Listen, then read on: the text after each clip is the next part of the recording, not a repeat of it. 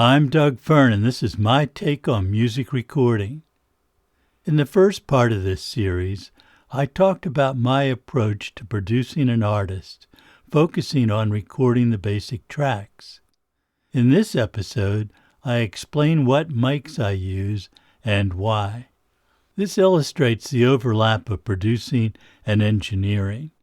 Some producers started their recording career as engineers, but all producers need at least some technical knowledge in order to do their job. This episode combines the technical and the aesthetic. These techniques are not meant to be something for you to duplicate. What I do works perfectly for the artists I am producing in my studio and my notion of what I think things should sound like. Your approach should be different. But I always learn new things from hearing what other people do, so I hope this description gives you some things to think about. And I should add that I would do things differently with a different artist or a different genre. This approach applies to producing songs by Corrie Lynn Green, a singer-songwriter from the Shenandoah Valley of Virginia. Her influences are wide-ranging, but she grew up listening to bluegrass music. Her primary instrument is banjo. Her songs have evolved into something quite different from bluegrass, and the musicians I have backing her up in the studio bring their own influences. The music is almost entirely acoustic. The exception is the occasional electric guitar, electric bass. Any keyboard parts are played on a grand piano. Before the session, after the instrumentation is decided, I make a spreadsheet of the mics I want to use and how to route them. That's based on experience, but I am always looking for ways to make something sound better. Sometimes I will specify 2 different mics for an instrument, especially if I feel that previous recordings did not fully capture the sound I had in mind. This can also apply if I have a new mic in my collection and want to explore its capabilities. I set up my usual mic and the new mic in close proximity. I record each mic on separate tracks and can later decide if the new mic is an improvement or not. Sometimes I will use both mics in stereo if that makes sense, but usually it doesn't, and I choose one or the other. When I find a great mic for an instrument and player, I usually stick with it, unless something tells me it isn't right for a particular song. But I never stop trying something new, especially if the song is quite different from previous ones. For example, on a song that needs a more aggressive bass part, I might change the cello mic to something with a more aggressive sound. Sometimes it might be necessary to make a major change for a session. For example, I may want to have the option of putting the drums in an isolation booth. I will specify that on my worksheet, and we will have the alternative setup ready to go if needed. Often, a change like that will require other changes, like using the garage for an additional isolation booth for vocals. In an ideal world, there would be time to make the switch, but I never have that luxury when working on a tight schedule.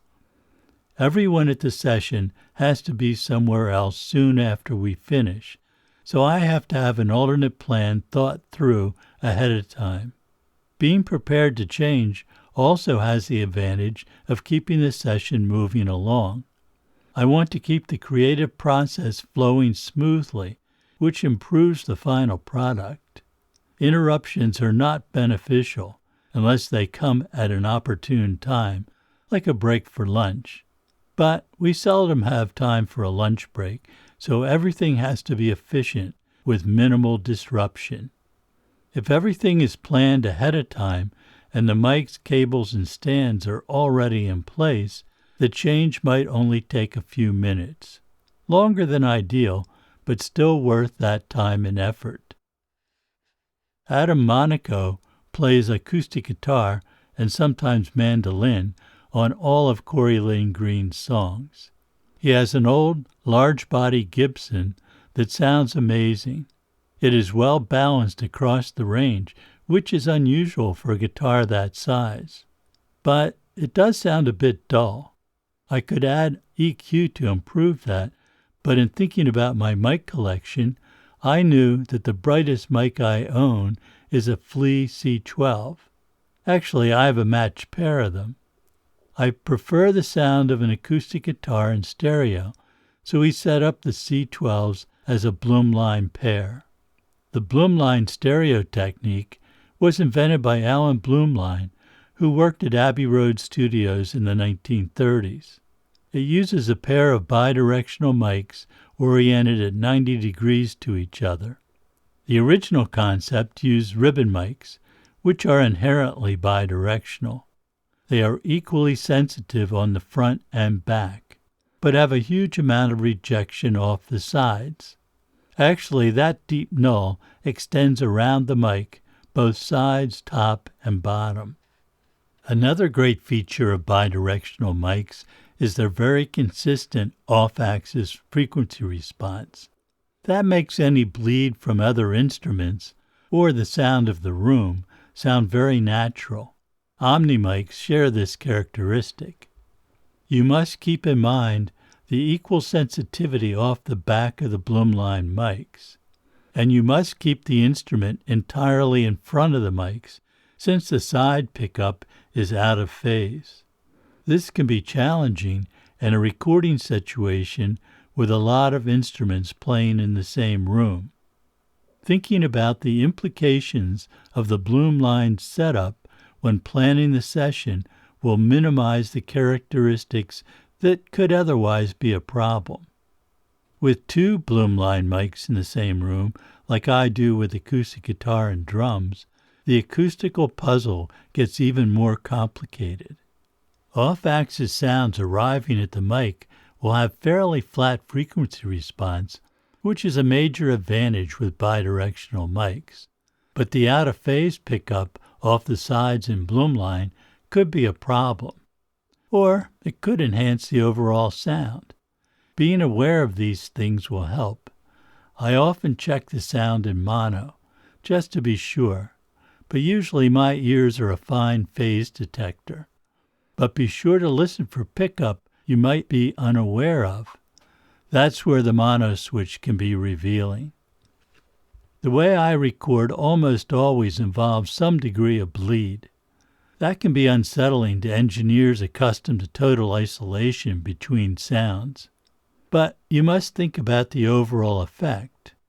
The interaction of the players all in one room is worth the compromise in isolation.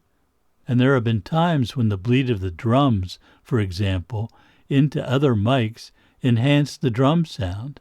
Think of the other mics as room mics. There have been many times when the bleed concerned me.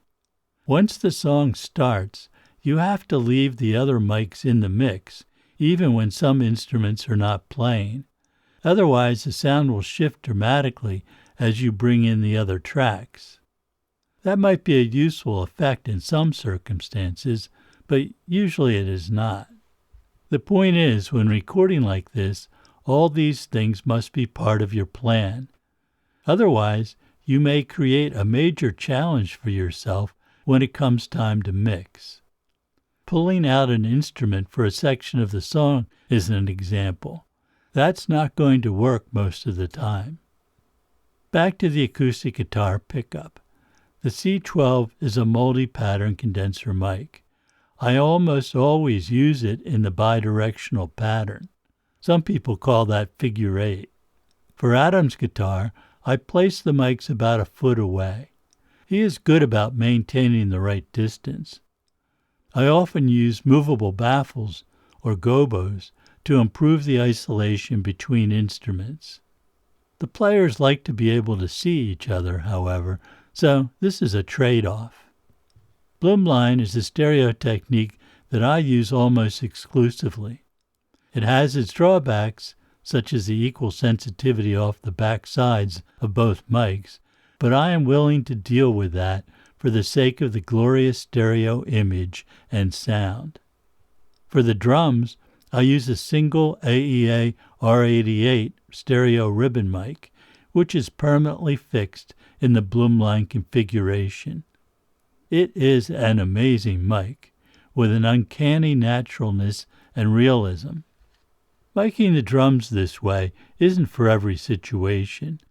The R88 is equally sensitive to sound arriving from the back, so if there's a lot of bleed from other instruments, that can be a problem. It also requires a decent sounding room, since there is going to be a lot of room sound in the drum pickup. The main advantage of this single-point pickup is the total lack of any phase problems that can result when using multiple mics on the drums. The stereo image is more realistic and believable than it is with multi-miking.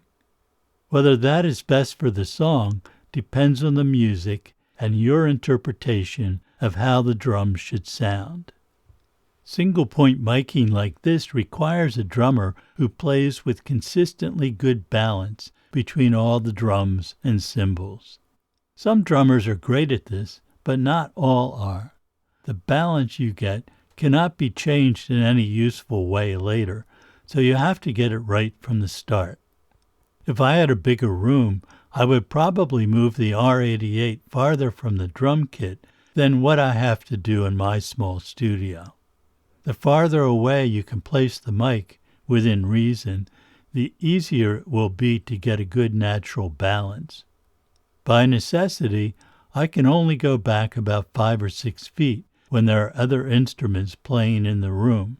That works well, but it might be better at 8 or 9 feet. There are occasions when I put the drums in my shop, which is about 12 by 15 feet, with a low ceiling. The room sounds very good, especially after some work to improve the absorption and diffusion. But it is a small room, and that does not sound good when you want a big drum sound. The R88 can go back a bit farther in the shop, but there is a limit before the boxy character of the room becomes a problem. I also have mic lines run to the garage, which is quite big, larger than the studio. The drums out there have a distinctive sound. It is a garage, after all. Sometimes that is the perfect sound for some situations, but usually not. Most of the time I record the drums in the studio with the other instruments. There are a couple of locations in the main studio where I can put the drums, and they each have quite different effects on the sound. Out in the room sounds good, but there is also an oddly shaped section in the back of the studio that provides a different sound. Since the space is bounded by concrete block walls, and that section of the studio is underground, all the sound produced by the drums remain in that space. That area has its own absorption and diffusion panels, so it sounds very good. There is something about those solid walls and concrete floor with commercial carpet tiles that I like. The low frequencies are more solid, and the kick drum sound is best there. I can't move the R88 as far out from the drums as I might like, because then the mic starts to pick up too much of the rest of the room and the other instruments. The mic ends up about 4 to 5 feet from the drums. Another challenge with this miking technique is getting a good balance between the kick drum and the rest of the kit.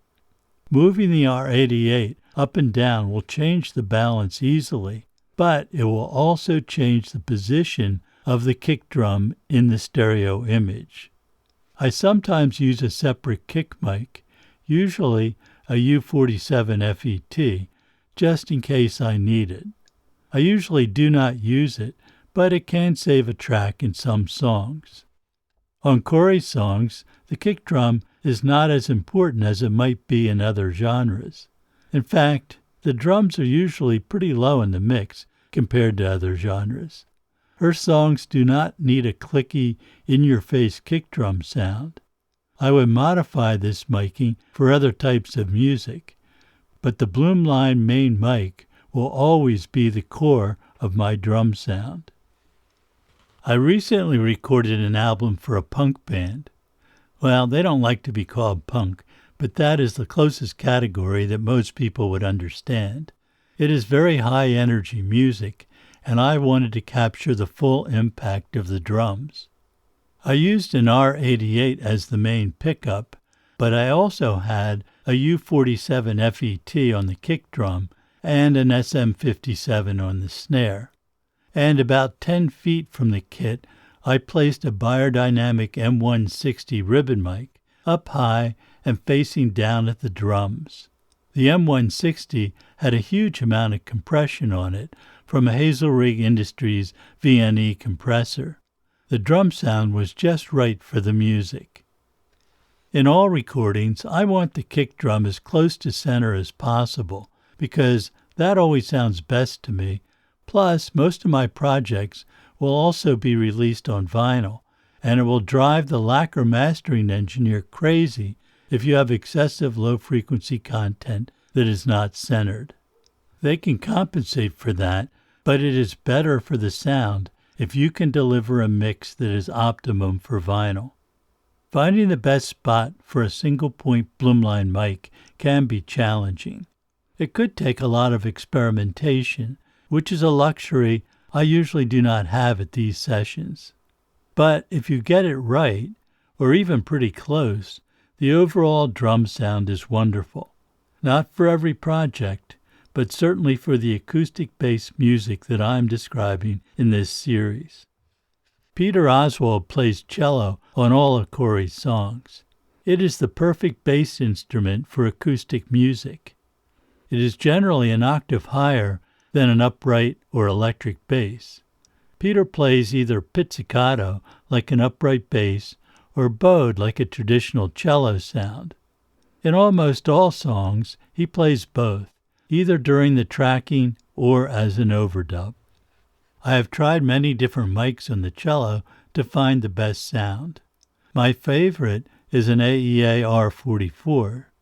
Others I have used are a Neumann U47 FET, a Coles 4038, a Sennheiser MKH 416, an AEA KU4 and KU5, and a vintage Calrec small diaphragm condenser that is very bright and has a nice edge to it. Sometimes I have used combinations of those mics. Most often, however, I end up with a 44. It works great on cello. The mic is generally pretty close, a foot away or slightly more. It needs to be out of the way of his bow. The proximity effect is often beneficial to the cello sound, but sometimes the sound lacks precise articulation, so I back off the mic or use some low-frequency roll-off, or a different mic. Corrie's vocals are always recorded with a 44. It is a mic made for her voice. I have tried others, such as a U47, M49, SM7, and a C12. Those all sound good, but the R44 is special. Corrie's mic technique is very good. She sings about 18 inches from the 44, but can move in or out a bit during the song, depending on the sound we want, during louder parts or more intimate parts. I do not use a pop screen. I use the 44 for both reference vocal and for the finished vocal. I also use 44s for Kate Monaco and Julia Finnegan, the background singers. For Corrie's banjo, I use a Royer R121 whenever she is singing and playing at the same time, like when we are tracking her voice and banjo for reference only. The R121 sounds good on the banjo and can be oriented with its null to minimize vocal pickup. Same with the 44 on her vocal, set to reject the banjo. Even though her vocal and banjo are just for the other players to hear, I record them as if they will be the final version. I have not needed those parts on Corrie's songs, but with other artists, I have sometimes ended up using those reference tracks as the final version if that performance is outstanding and could not be exceeded in an overdub. For the final banjo part, I use an R88. That gives the instrument a nice stereo feel, although that is not obvious until you hear it in mono. I place it about 2 feet away, sometimes 3 feet, depending on the song. If we use electric bass, I take it direct through a DW Fern VTIF, which is the original tube DI I designed and we manufactured for many years. The same circuit is now used in the Hazelrig Industries VDI tube direct box. For electric guitar on Corrie's songs, Tom Spiker brings a collection of instruments to try. That is usually plugged into our studio Vox AC-10, but Tom can also bring various vintage amps from his collection when we need a different sound. I almost always use a Royer R121 on the amp, but I've also used an AEA R92. There is a not too subtle difference between the R92 and the R121, which can be a useful tool. But the adjustments on the instrument and amp have a much larger effect on the sound than does the mic. The mic is pretty close to the amp, just a couple of inches from the grill cloth. The mic is placed differently depending on the amp in use. I have recorded the amp in the garage for a different sound, maybe with a couple of room mics. I almost always record a violin in stereo with an R88. It is a great sound, but the player has to maintain the exact same position all the time. They can move around a bit, which sounds fine, but they have to be pretty close to the optimum spot. The violinists I use are good at that consistently, but it could be a problem with other players. I have also used an R44 on the violin, with excellent results. In either case, the mic is placed somewhat above the instrument and aimed slightly down. It is about 2 feet away. Farther might be better for the sound, but then I get too much of my room, which is not beneficial for violin. If we double the violin parts, I usually have the player take a couple of steps back from the mic for the overdub. That provides a nice sense of space for the string parts. To record the 1903 Mason & Hamlin AA grand piano, I use an R88 about 18 inches above the sounding board near the bridge. The piano never has the lid on it. This is a great piano sound for any situation. There are times when Joff Hazelrig plays upright bass on a track, usually in conjunction with George Hazelrig on piano. I use an R44 on Joff's bass, very close to the bridge. Sometimes we add some unusual instruments or voices, and the miking technique will depend on the intent. For example, on one of Corrie's songs, I wanted male background singers, but I didn't want them to sound like an ensemble. I needed them to sort of shout the words. For that, I used an R88 with the 4 singers arrayed 2 in front and 2 in back of the mic. Balance was achieved by moving people closer or farther as needed. It was perfect for the song. We did this at the end of the session, and everyone had some place to be next, so we only did 2 takes, and I had to accept the balance as we captured it. Ideally, we would have spent more time perfecting the miking, but in the end, the unpolished nature of the part benefited from the less than perfect pickup. On one song, we use a 1730 harpsichord played by George Hazelrig. We recorded several Bach harpsichord pieces a few years ago using a different instrument. That one sounded best with a pair of Blumlein R44s about 7 feet out from the instrument. But for Corrie's song, I used an R88 very close to the sounding board, much like I record piano, but closer. The sound was amazing. All the mics in my studio go through DW Fern mic preamps. I have 16 channels available, although it is rare that I need that many. Usually, the preamp outputs go directly into the Merging Technologies converters. But if I need compression or EQ, that is patched in between the preamp and the converter.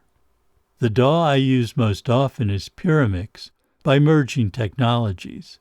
It is an odd DAW, which is very good at some things, while other standard features are either hard to implement or non-existent. When necessary, I use Reaper if a needed feature is not available in Pyramix. For DSD recording, I have to use Pyramix. The sound of the merging converters perfectly matches my sense of how things should sound. I have 16 I/O channels plus 16 AES channels in and out. That is plenty for my projects. The number of tracks can be much greater, but I seldom exceed 20 tracks, many of which are stereo pairs. I always record in DSD. The sound is a significant improvement over PCM to my ears. The format is called DSD-256, which uses an 11.2 MHz sample rate. I won't go into the technicalities of DSD here, except to say that it is a pain to use. You cannot mix in the DSD format. You can do some basic editing in DSD, but there's no way to add any processing.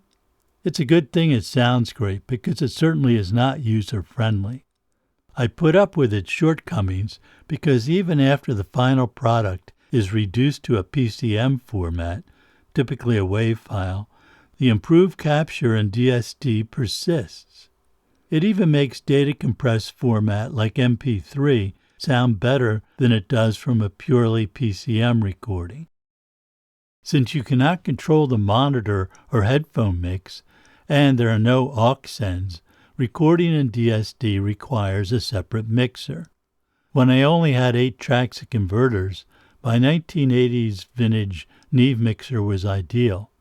That mixer had 8 in and 2 out, and most of the features of a large console.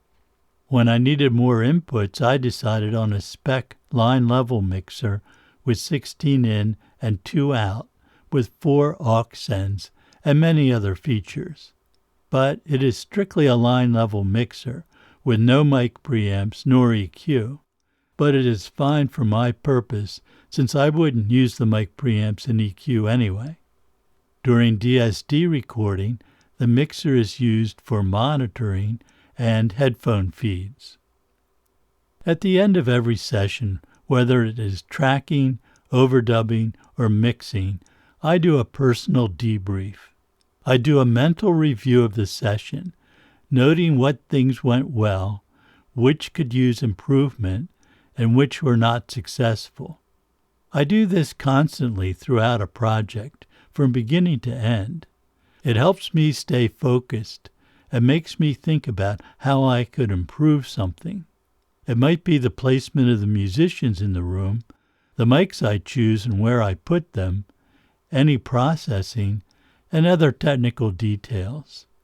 As a producer, I am also constantly evaluating how effectively I've captured the song, both through the arrangement and performance, but also technically. Although I usually have a good idea of what other instruments will be added, when listening to the song in progress, I try to imagine what else the song needs. I have never done a perfect session, although I think I sometimes come close to that ideal. I learn new things from every session, even after 60 years since I started. My goal is constant improvement. I listen for details, but also to the big picture. How does this recording sound? Does it fulfill the needs of the song? If something is less than ideal, how can I fix it? And what can I learn for next time? And in a broader scope, how does the song make me feel? How will listeners perceive it? I will discuss this in more detail in the 3rd episode on mixing.